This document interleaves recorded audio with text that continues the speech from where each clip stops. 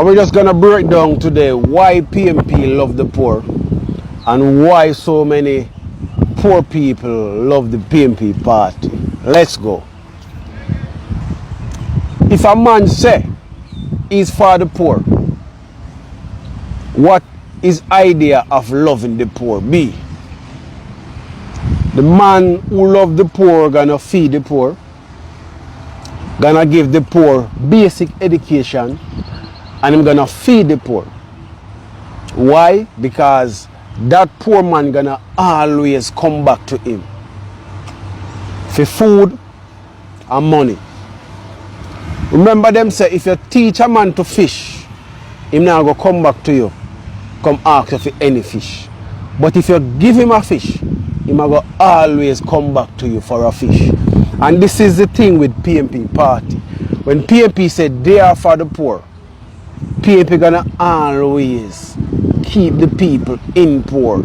When the LCBO want more money, them protest, them strike, them lock down the business. When Jamaican want things to done, then go up on social media and talk.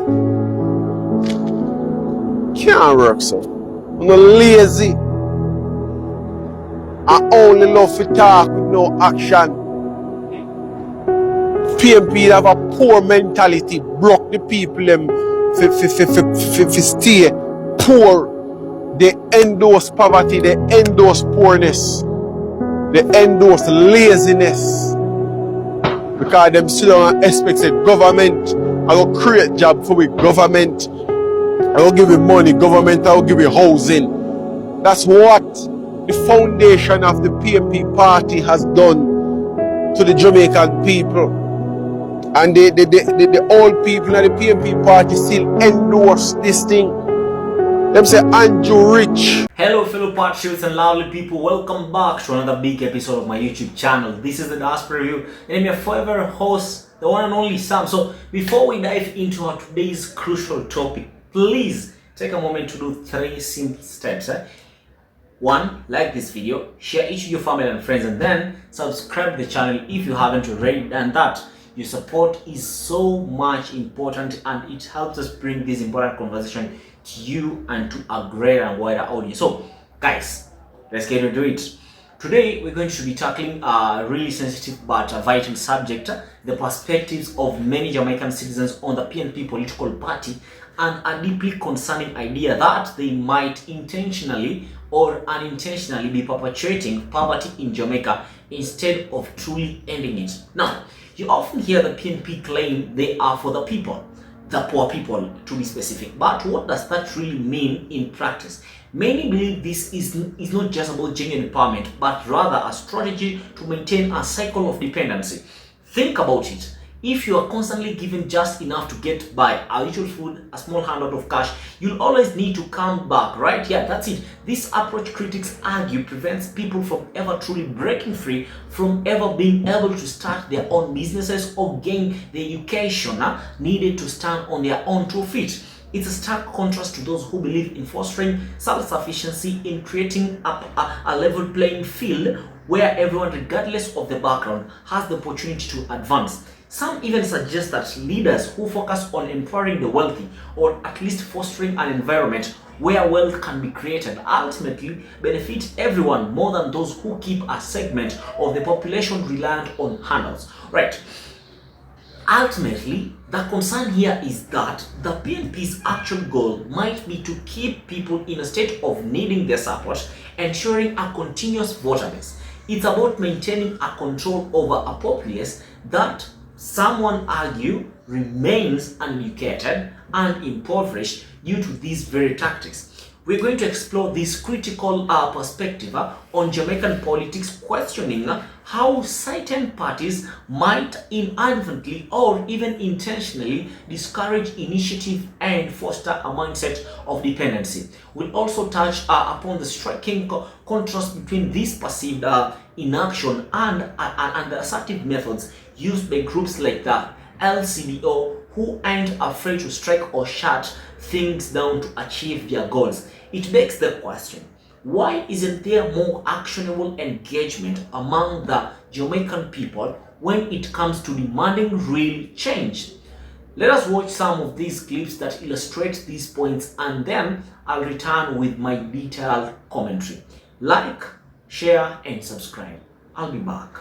In poverty, them now go give you a business to start your own because they don't want you to go up on your own and become independent.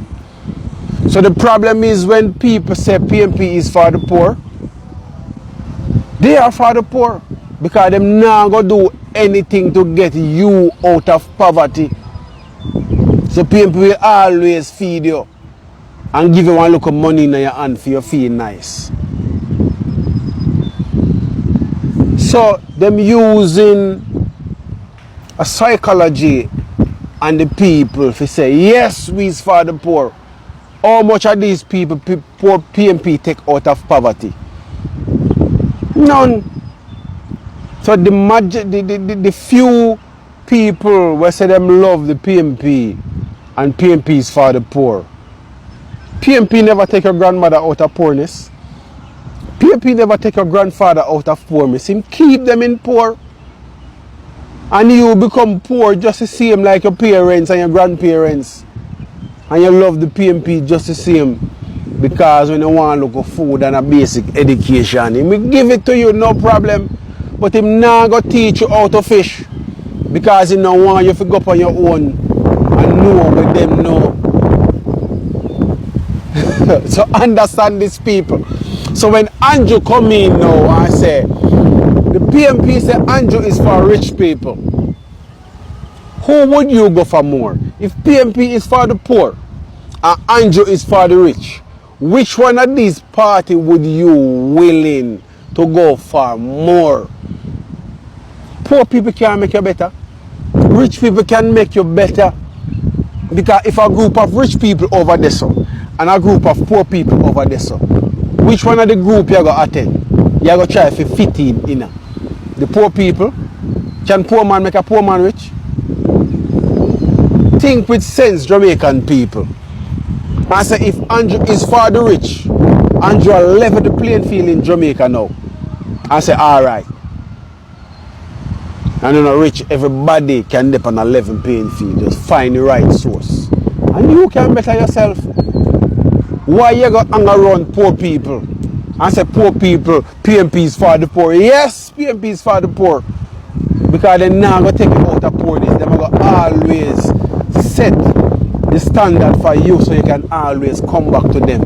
40, 50 years from now, you still going to support the PNP. Because them full of belly. Pipeline government and them go full of belly. So this is Motivational Miller TV again. Read out just a little breakdown in the simplest way so you can understand it.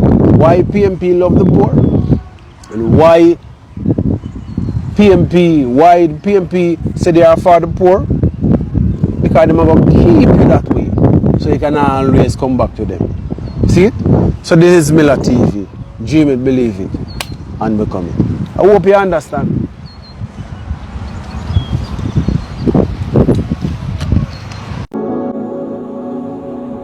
Andrew all want him friend them for rich. I cannot have a poor leader. If my leader poor, then how me I will get rich and successful? My leader have to be wealthy and successful. And I can learn from my leader and try to motivate myself to be successful the same.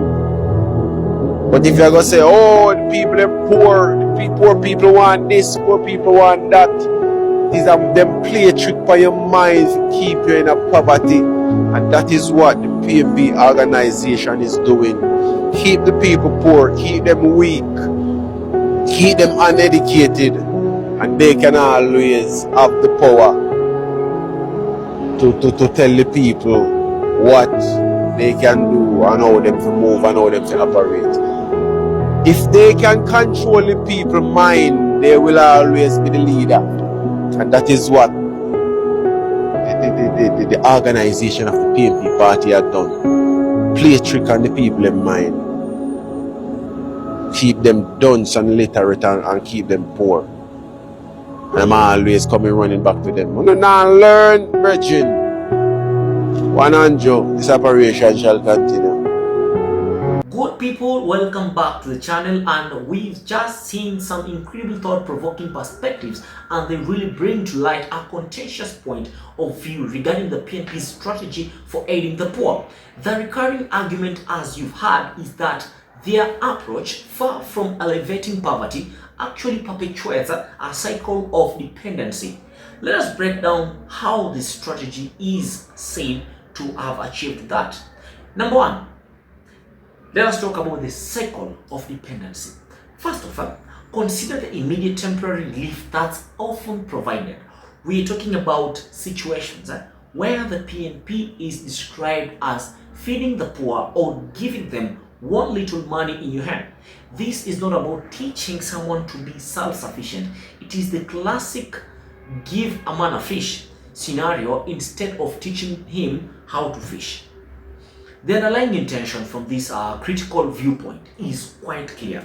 If you only ever give basic necessities, people will always come back to them, PNP, of course, for food and money. It creates an unending need, ensuring a continuous base of support. Secondly, and perhaps most crucial, is the alleged discouragement of independence. The sentiment expressed is that the PNP won't give you a business to start. They won't give you a business to start your own because they don't want you to go on your own and become independent. This is a core tenet of the argument. If individuals are truly empowered to be self-reliant, they might no longer feel the need to rely on the party for their survival. This intentional withholding of opportunities for long-term growth is painted as a deliberate strategy to keep people dependent. This naturally leads to perpetuation of a cycle of poverty. Despite the PNP's claim of being for the poor, the criticism is sharp. They never take a grandmother out of poorness. They never take a grandfather out of poorness. This is not just about individual struggle. It suggests that generations remain trapped in poverty, consistently relying on the PNP. The argument is that as long as people can get food and basic education when they absolutely need it, they'll continue to support the party even if their fundamental circumstances never improve.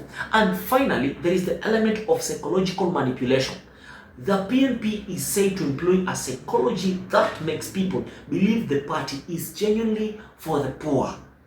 This powerful message creates a strong emotional connection and loyalty, even when from the critics' perspective, no real progress is made in lifting people out of poverty.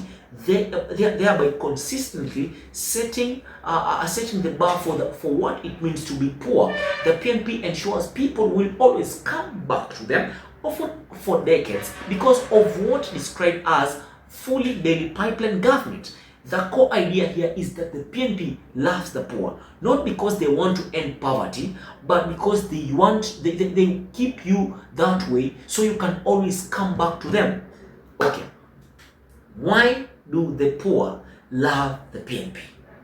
You might be asking yourself such a question. Okay, I know it's fascinating then to consider why, despite this criticism, many poor people continue to love and support the PNP party.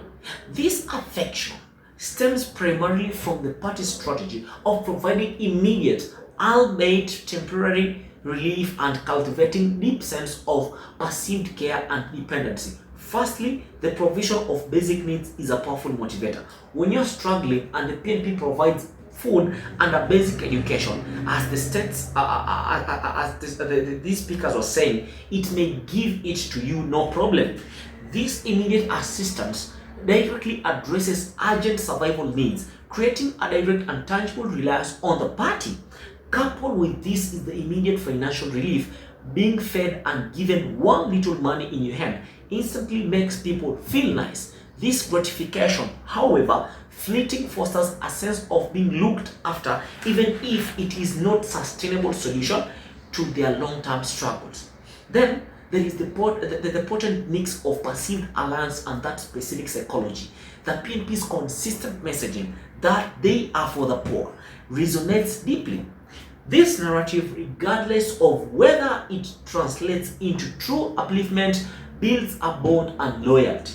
People feel understood and believe the party is genuinely on their side. This is reinforced by historical dependency, the observation that generations, grandmothers and grandfathers, have remained in poverty under the PNP yet continue to offer their love and support points to a long-standing cycle. The party has become the consistent, if limited, provider of essential necessities, cementing its place in their lives. Ultimately, it comes down to a guaranteed full daily pipeline. The idea that support for the PNP continues for 40, 50 years from now, because fully daily pipeline government suggests that as long as the party ensures basic sustenance, this loyalty will persist. The strategy of keeping you that way so you can always come back to them might be seen as exploitative by some, but for those receiving the aid, it translates to a reliable source of support. Now, how does the PNP maintain control? Okay, how do they maintain their control over the poor? It's primarily by fostering and perpetuating a state of dependency and poverty rather than genuinely empowering individuals. I've already said that. As we've discussed, the provision of immediate temporary relief is key. The handouts of food and one little money, along with basic education, are designed to ensure people always come back for their fundamental needs. This is about maintaining reliance, not fostering self-sufficiency. Crucially, the PNP is accused of discouraging independence and self-sufficiency. The explicit statement that they won't give you a business to start your own because they don't want you to go on your own and become independent is a powerful indictment. The source plainly states that the PNP are for the poor because they are not going to do anything to get you out of poverty. By blocking pathways to self-reliance, the poor are kept reliant on the party. This leads directly to the maintenance of a cycle of poverty. The strategy is to always keep the poor, the people in poverty. The evidence cited that generations have remained poor under PNP leadership suggests a deliberate lack of genuine upliftment, ensuring a continuous need for the party's assistance. The psychological manipulation is also crucial to control. By using the psychology to convince people they are for the poor, the PNP cultivates loyalty and support even without truly addressing root causes of poverty. This ensures continued political power for decades. Finally, the PNP is said to set a standard of poverty. They always set the standard for poverty so you can always come back to them. This implies that the party, through its actions and rhetoric, defines or reinforces the conditions of poverty, ensuring that people remain in a state where they consistently need to return to the PNP for help. Okay. Let's talk about the exploitation of poverty and perceived laziness. Listen, moving beyond just the PNP, the discussion expounds to how political strategies in general can exploit poverty and perceived laziness to maintain power and control. This is achieved by intentionally keeping people in a state of dependency, little knowledge. Like the PNP party is specifically accused of endorsing poverty, endorsing poorness, and endorsing laziness. This is linked to their core promises: create jobs for government, give you money, and give you housing. This argument here, the argument here is that these promises contribute to a poor mentality, making people lazy and leading them to only love to talk with no action. It suggests a system that discourages individual initiative. Furthermore, these political organizations are described as playing trick for your mind to keep you in poverty. Their method for maintaining power involves keeping people poor, weak, and uneducated. Why? Because if poor people remain in this state, the parties can always have the power to tell the people what they can do and how they are to move and how they are to operate. The ultimate goal is to control the people's mind, which ensures they will always be the leader and the people keep running back to them, not learning one. This cynical strategy aims to ensure the operation shall continue. This approach stands in stark contrast to the idea of having wealthy and successful leaders who can truly inspire their followers. Instead, the focus remains on catering to poor people want this, poor people want this, poor people want that, which is dismissed as a trick designed to keep poor people impoverished and deterred from real progress. Right? So, what is the political rhetoric and public mindset? Political rhetoric, as we've heard, profoundly influences the public mindset regarding wealth, leadership, and personal agency. It perpetuates specific narratives and expectations. One significant influence is the endorsement of poverty and laziness. When a political party is accused of endorsing poverty, poorness, and laziness through promises of government jobs, money, housing, it fosters a mindset of dependency. This rhetoric, by making people reliant on the government, is seen as keeping them broke and poor strategically. Then there is the manipulation through promises. The idea of playing trick for your mind to keep you in poverty by saying things like, oh, the poor people want this, poor people want that, suggests a cunning strategy. By constantly focusing on the wants of the poor and promising to provide, the rhetoric can manipulate the public mindset into a state of perpetual need and reliance rather than encouraging self-sufficiency. This in turn leads to control through disempowerment. The rhetoric aims to keep the people poor, keep them weak, keep them uneducated. By doing so, the political party can always have the power to tell the people what they can do and how they are to move and how they are to operate, right? This highlights how rhetoric can diminish public agency and control actions and thoughts, ensuring a continued political power.